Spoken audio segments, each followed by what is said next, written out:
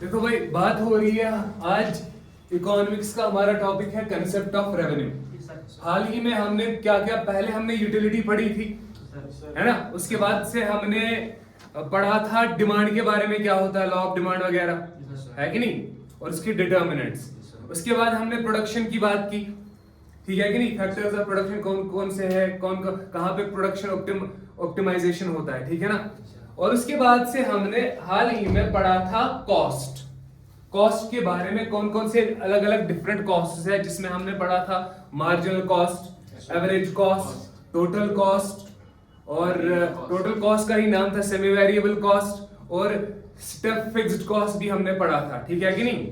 जहां पे एक स्टेयर स्टेप बनता है, स्टेयर स्टेप कॉस्ट भी उसको बोल सकते हैं हम, ठीक है कि नहीं। अभी बात करने जा रहे हैं हम आज कंसेप्ट ऑफ रेवेन्यू। क्या है ये रेवेन्यू, समझते हैं। देखो भाई, अगर मैं इस वर्ड की बात करूंगा रेवेन्यू, मान लो मेरे पास बेचने के लिए है 10 पेन। कितने हैं? तो मैं कह सकता हूं ये क्वांटिटी मेरे पास कितने हैं? 10 पेन। और दाम जो है, कीमत मैंने प्राइस मान के चलो 5 रुपए एक पेन का, 5 रुपए एक पेन का। मुझे बताओ टोटल कितने में बिकेगा ये? 10 into 5 मैं कह सकता हूं 50। अरे समझ आई बात? अरे ये जो 50 तुम्हारा आया ना, यही तो है तुम्हारा क्या? रेवेन्यू। रेवेन्यू क्या चीज है? Quantity multiplied by it's price. Quantity multiplied by it's price क्या बनता है? हमारा रेवेन्यू बनता है। अच्छा, यहां से तो हमारा एक चीज क्लियर हो गया कि मैं लिख सकता हूं ना रेवेन्यू फिर किसके बराबर है? Quantity into price. साथ साथ में एक और चीज, अगर हम प्रॉफिट को अब इंक्लूड करेंगे, मान लो ये पेन जो है मैंने खरीदा था 8 रुपए का। कितने का खरीदा था? 8 रुपए। तो मैं कह सकता हूं इसको कॉस्ट, जो हाल ही में चैप्टर पढ़ के आया, कह सकता हूं कॉस्ट। अरे बोल सकता कि नहीं बोल सकता? अगर 8 रुपए की लागत है और मैं इसी पेन को आगे जाके फिर बेचता हूं मान लो 10 रुपए में, कितने में? 10 रुपए। तो ये मेरा क्या है? सेल है। सेल बोलो या रेवेन्यू बोलो? क्या बोलो? रेवेन्यू। सेल बोलो या रेवेन्यू बोलो? कितने में बेचा मैंने? 10 में। पड़ा कितने का था खुद को? 8 का। मुनाफा कितना? 2 रुपए का। तो मैं लिख सकता हूं ना यहां पे profit is equal to revenue minus cost. लिख सकता हूं या नहीं लिख सकता? यानी कि रेवेन्यू देखो 10 रुपए है, कॉस्ट कितना हमारा 8 रुपए है, तो 10 में से 8 का बचा कितना? 2 रुपए तुम्हारा प्रॉफिट है। मुझे बता सकता हूं ये रिलेशनशिप भी बोल सकते, बन सकती है ना यहाँ पे? क्लियर है यहाँ? तो अब हम बात करने जा रहे हैं, हमारे पास टॉपिक दिया है टोटल रेवेन्यू, मार्जिनल रेवेन्यू और एवरेज रेवेन्यू, ठीक है।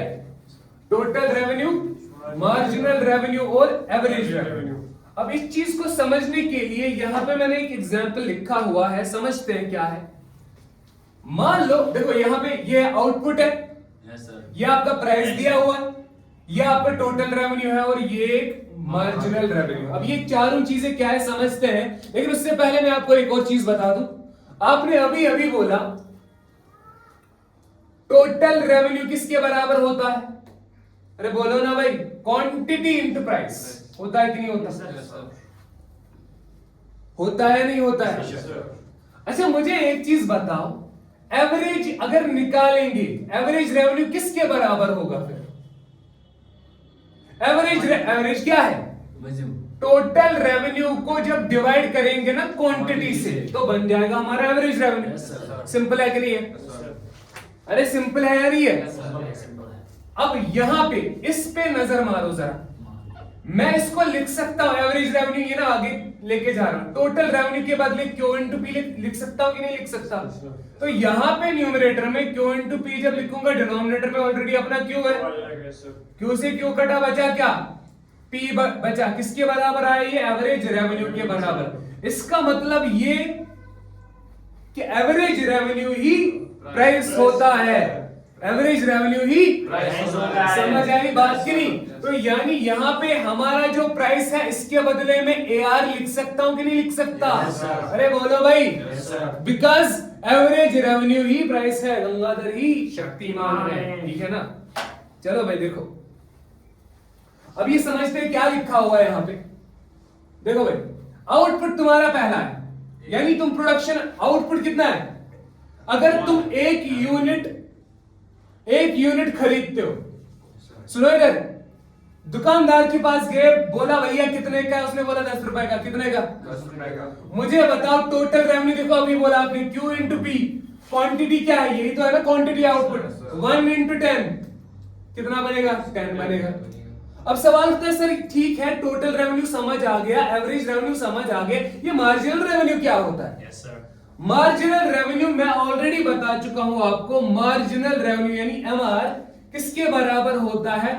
Total revenue of nth unit minus total revenue of n minus 1th unit.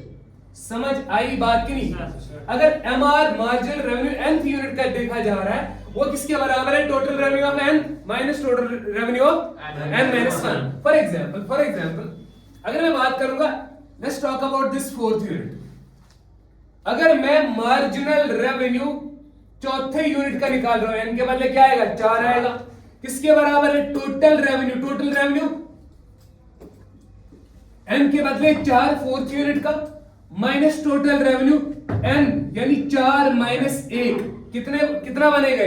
3rd unit. समझ आई बात की नहीं? Yes sir. अरे 4 माइनस 1 3 लिख सकता हूं कि उधर जाओ, ठीक है कि नहीं? तो लिख सकता हूं या नहीं लिख सकता? 4 माइनस 1 लिख सकता हूं यहाँ पे। तो मुझे बताओ marginal revenue of 4th unit is equal to total revenue of 4th। मुझे बताओ कितना है? चौथे का टोटल रेवेन्यू कितना है? 40 है, तो 40 लिख सकता हूं। Yes sir. Minus total revenue of 4 minus 1, तो ये 3rd यूनिट है। Yes sir. अरे 4 माइनस 1 क्या होता है? 3rd। अगर यहाँ पे 5 होगा, यहाँ पे 4 होगा, 7th होगा, यहाँ पे 6th होगा, बिकॉज़ ये 1 माइनस करना है यहाँ पे। तो 4 माइनस 1 3rd यूनिट का टोटल रेवेन्यू, 3rd का कितना है टोटल रेवेन्यू? 30 है। तो मुझे बताओ यहाँ पे 30 लिख सकता हूँ, 40 में से 30 गया, बचा कितना? 10 है। तो मार्जिनल रेवेन्यू भैया चौथे यूनिट का कितना होना चाहिए? 10। तो 10 ही तो है भाई, ये देख लो। तो ये मार्जिनल रेवेन्यू का कंसेप्ट समझ आया? मार्जिनल रेवेन्यू वो रेवेन्यू होता है यानी कि एडिशनल एक और यूनिट की वजह से, खुद को सेलर मान लो मैं 10 पेन बेचता था, कितना? और 10 पेन बेच के मेरे पास पैसा आता था 100 रुपए। कितना? 100 रुपए। अब मैंने जब 11वां पेन बेचा, सुनना, 10 पेन से कितना आ रहा था ऑलरेडी? 100। 11वां पेन बेचने की वजह से टोटल रेवेन्यू में बढ़ोतरी कितनी हुई? वो जो बढ़ोतरी हुई टोटल रेवेन्यू में, दैट्स योर मार्जिनल रेवेन्यू। समझ आया? यानी एडिशनल रेवेन्यू, एक और यूनिट बेचने की वजह से टोटल रेवेन्यू में कितना इंक्रीज हुआ, दैट्स योर मार्जिनल रेवेन्यू। समझ आई बात की नहीं आई? क्लियर है? चलो भाई, अब देखो यहां पे फटाफट से समझते हैं।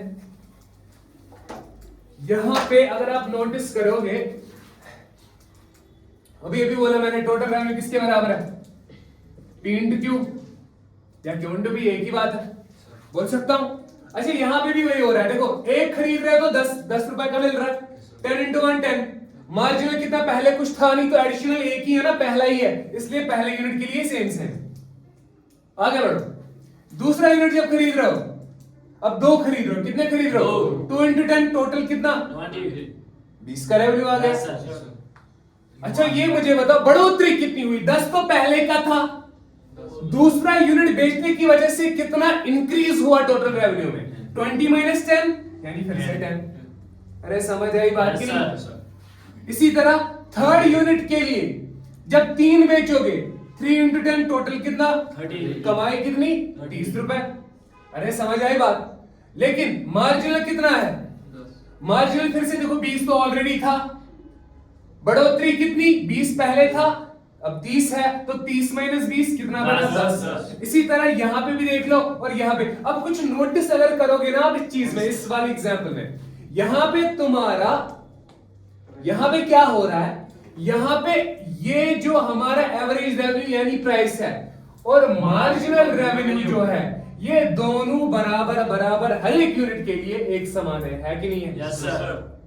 अच्छा ऐसा कब पॉसिबल है? ऐसा तब पॉसिबल है व्हेन प्राइस इज कांस्टेंट। कब होगा ऐसा? ऐसा तभी, यानी एवरेज रेवेन्यू मार्जिनल रेवेन्यू के बराबर तभी होगा जब हमारा एवरेज रेवेन्यू कांस्टेंट रहेगा। यानी चाहे तुम 1 यूनिट खरीदो तो वो भी 10 का, 2 खरीदो वो भी 10 का मिलेगा, 3 खरीदो 100 खरीदो 10 का। उसमें कोई कीमत में कमी नहीं हो रही है। बोलो भाई बात समझ आएगी नहीं है? तो यहां पे हमारा कंक्लूजन क्या निकलता है? When the price is constant, ये जरूरी है कि दैट एवरेज रेवेन्यू यानी कि price will be equal to marginal revenue हर एक यूनिट के लिए, हर एक आउटपुट के लिए। मुझे बताओ बात यहां तक क्लियर है या नहीं? क्लियर है। अब समझते हैं ऐसा भी तो हो सकता है ऐसा भी तो हो सकता है ना कि ये प्राइस कांस्टेंट ना रहे, तो क्या होगा सर? सब देखते हैं अगर प्राइस कांस्टेंट नहीं रहेगा तो। देखो भाई, अगर प्राइस कांस्टेंट नहीं रहेगा तो क्या होगा? यहां पे एक एग्जांपल दी है, इसी को समझते हैं। 10, 9:30, 9, 8.5, ठीक है।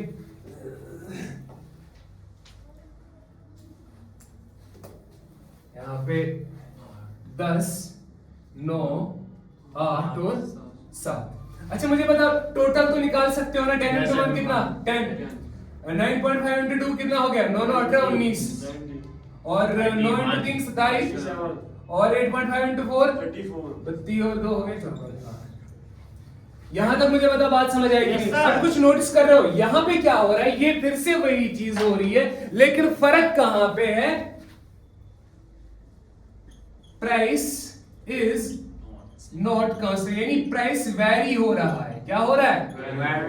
अच्छा ऐसा क्यों होगा सर? ऐसा इसलिए होगा, देखो लॉजिकल सी बात है, जब तुम किसी आइटम को, अगर तुम किसी दुकानदार के पास जाओगे, उसको बोलोगे भैया मैंने एक जैकेट खरीदना है, मान लो तुमको 3,000 का दे रहा है। कितने का? 3,000 का। जब तुम उसको बोलोगे कि 2 खरीदने, ऐसा पॉसिबल है ना थोड़ा सा कमी करेगा कीमत में। जब तीसरा खरीदोगे और कमी करेगा, यानी जितना जितना तुम बल्क में माल खरीदोगे, समझ आई बात? या अगर तुम सेलर हो, खुद को सेलर मान लो, अगर कस्टमर आता है तुम्हारे पास, जितना वो बल्क में खरीद रहा है उतना तुम कीमत में कमी तो करोगे ना भाई। अरे यहाँ पे भी वही हो रहा है। 1 लोगे तो 10 का, 2 लोगे 9.5 का, 3 लोगे सिर्फ 9 का, 4 लोगे 8.5 का। मुझे बताया यहां तक बात समझ आई? तो वही चीज है, टोटल रेवेन्यू हमको पता है, quantity into price, 10 into 1, 9.5 into 2, 9 into 3 और 8.5 into 4। तो ये आ गया टोटल रेवेन्यू।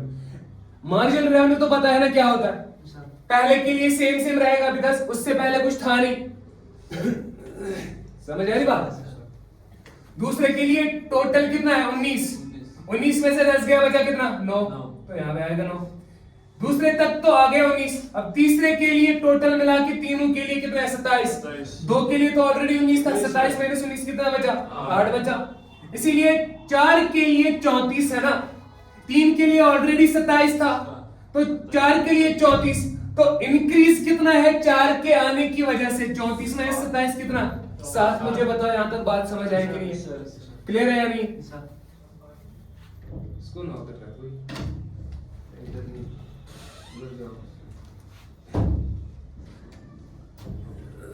बोलो भाई बात समझ आई यहां तक कि नहीं है?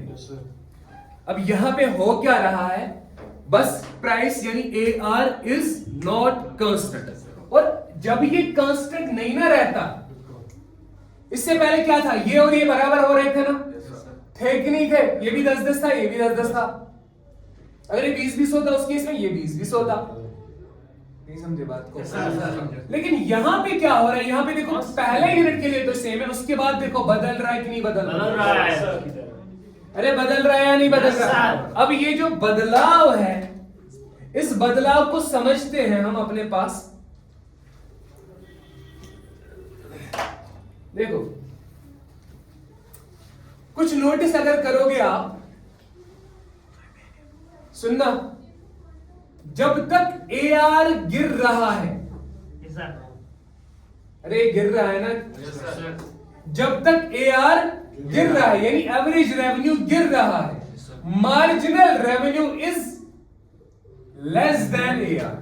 बोल सकता हूं हर एक यूनिट के लिए। देखो ये 9.5 है, ये 9 है, ये 9 है, ये 8 ही है, ये 8.5 है, ये 7 है। इसका मतलब जब ये कीमत गिरने लगी ना, जब ये गिरने लगा तो मार्जिनल रेवेन्यू ने इसके मुकाबले ज्यादा गिरावट दिखाई। क्या दिखाई? मैं क्या बोल रहा हूं, समझो बात को। जब एवरेज रेवेन्यू गिरने लगा, मार्जिनल रेवेन्यू भी गिर रहा है, लेकिन मार्जिनल रेवेन्यू की गिरावट कंपैरेटिवली एवरेज रेवेन्यू के मुकाबले ज्यादा है। यहां पे गिरावट सिर्फ 50-50 पैसे की हो रही है, यहां पे गिरावट 1-1 की हो रही है। मुझे बताओ ये बात समझ आई कि नहीं आई? तो तभी मैं बोल रहा हूं ना, जब तक एवरेज रेवेन्यू गिरता चला जाएगा तब तक क्या होगा? AR will be greater than MR। बोल सकता हूं कि नहीं बोल सकता? अरे बोलो भाई, समझ आई बात कि नहीं आई?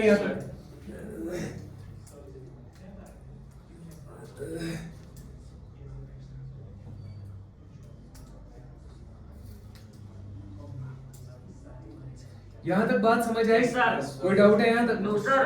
तो कंक्लूजन क्या निकला हमारा कि जब तक AR गिर रहा है, मार्जिनल रेवेन्यू भी गिर रहा है, लेकिन मार्जिनल रेवेन्यू में ज्यादा गिरावट हो रही है इसके मुकाबले।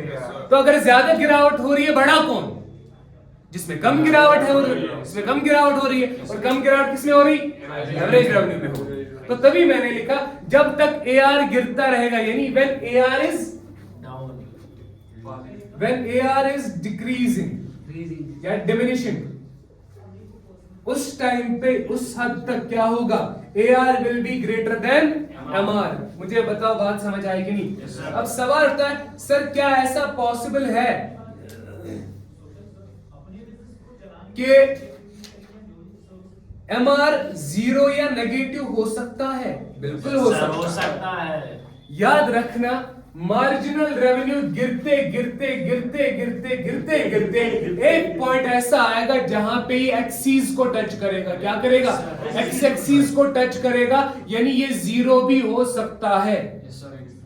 0 जब हो जाएगा, याद रखना, ये उसके बाद एक्सीस को चीर के आगे फोर्थ वाले क्वाड्रेंट में जाके नेगेटिव भी बन सकता है। समझ आई बात कि नहीं है? यानी ये ऐसा समझ लो, मार्जिनल रेवेन्यू का नेगेटिव या 0 होने का मतलब यह है कि कभी कभार आप अगर 100 बेच रहे थे, 100 यूनिट बेचते हो, रेवेन्यू तो आ रहा है, लेकिन अब 101वां यूनिट ऐसा है कि जिसकी वजह से कोई भी रेवेन्यू नहीं आ रहा। यानी कोई लेवल है कि कोई ऐसा कॉम्बिनेशन तुमने बेचा हुआ है। समझ आई बात? एक यूनिट जब तुमने एक्स्ट्रा बेचा, उसकी वजह से तुम्हारे रेवेन्यू में कोई भी बढ़ोतरी नहीं हुई, तो वहां पे मार्जिनल रेवेन्यू 0 बन जाएगा। और ऐसा भी पॉसिबल है कि ऐसा अगर आउटपुट आप बेच रहे हो कि जहां पे, समझ आ रही बात, कि जहां पे तुम्हारा फिर टोटल रेवेन्यू में गिरावट भी आ सकती है। क्या आ सकती है? टोटल रेवेन्यू में गिरावट आने का मतलब क्या है? मार्जिनल रेवेन्यू का नेगेटिव होना। मार्जिनल रेवेन्यू का नेगेटिव होना। याद रखना, अगर हम इन चीजों की कर्व्स बनाएंगे ना, ग्राफ पे कैसे शो करेंगे, समझे? यहां पे ये हमारा पॉइंट ऑफ ओरिजिन है, ठीक है कि नहीं? समझना, सिंपल सा है हमारा ये ग्राफ। यहां से हम लेंगे टोटल रेवेन्यू, मार्जिनल रेवेन्यू और एवरेज रेवेन्यू, ठीक है?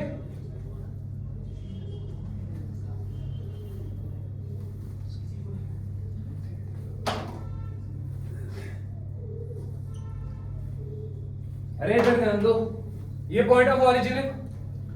अब हमको क्या शो कर रहे हैं? TR, AR और MR दिखाने है कि नहीं दिखाने? Yes sir. देखो भाई, यहां से हम लेंगे क्या? आउटपुट। क्या लेंगे? आउटपुट कितने? 4 यूनिट्स है, 1 2 तीसरा और ये रहा अपना चौथा, और ये हमारा हाईएस्ट क्या है? 34 तक। तो भाई इसको एक काम करते हैं,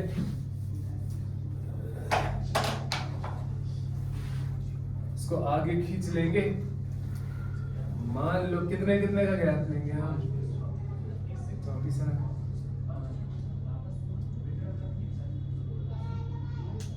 2-2 करके लें।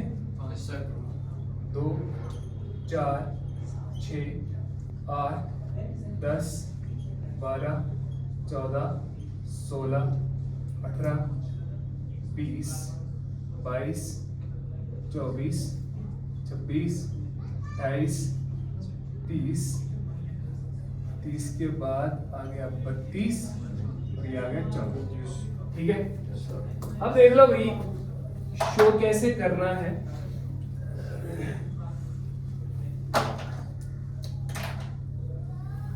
पहले एवरेज रेवेन्यू, पहले टोटल रेवेन्यू को बनाते हैं। आउटपुट जब एक था, एक कितना है 10, एक पे 10 तो आ गया भैया यहाँ पर 10 यहाँ पे है कि नहीं? Yes sir. एक पे 10 है ना, ये आ गया ना पॉइंट हमारा। Yes sir.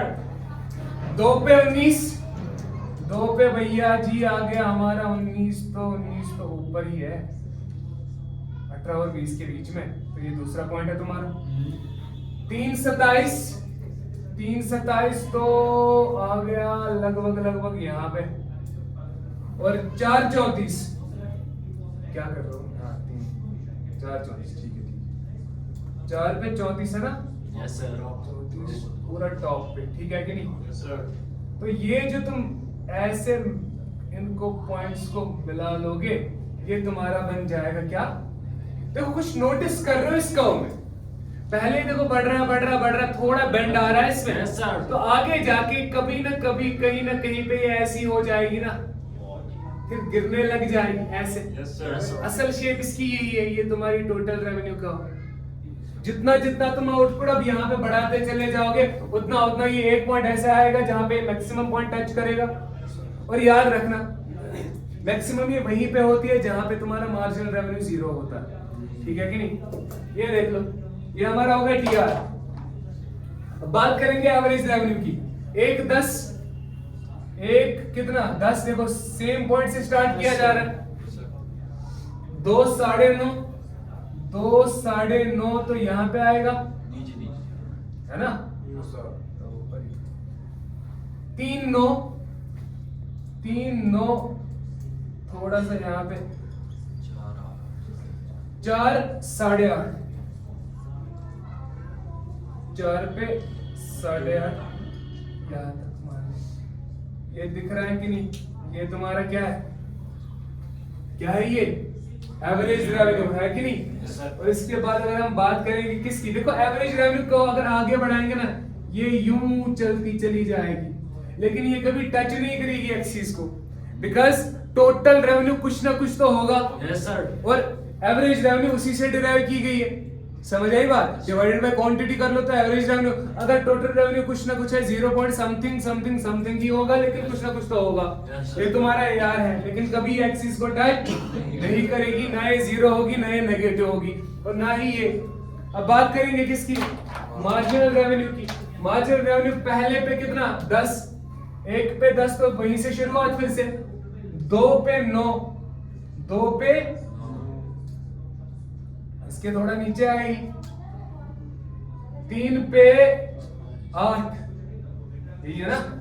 3 पे 8 इसके थोड़ा नीचे, और 4 पे 7, 4 पे 7 और इसके थोड़ा नीचे।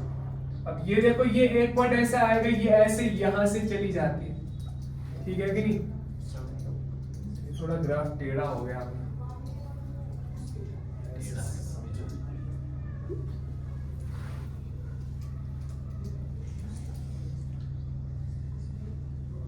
ऐसे जाएगी, ठीक है कि नहीं?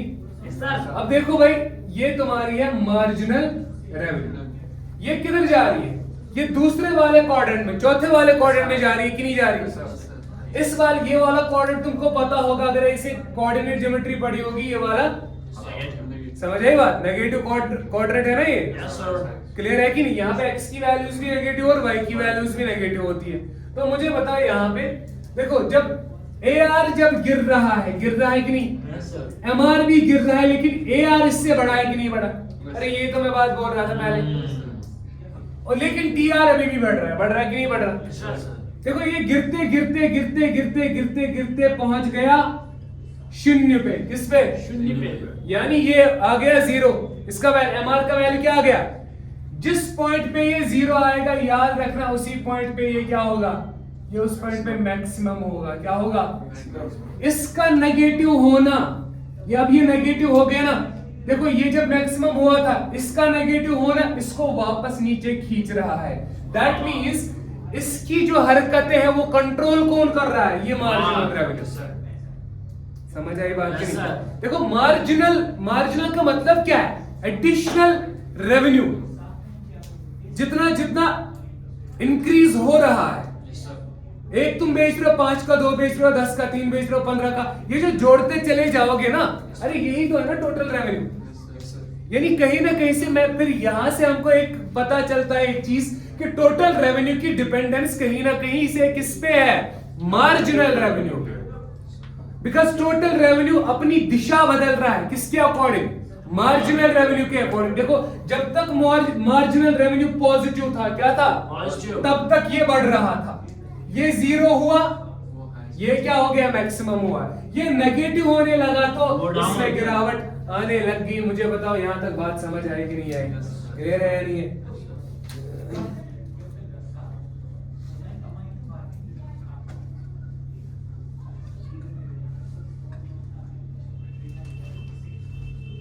यहां तक बात समझ आई कि नहीं Yes, sir. है? तो ये हो गया हमारा ये वाला टॉपिक खत्म। अल्लाह हाफिज। बाकी चर्चा हम नेक्स्ट क्लास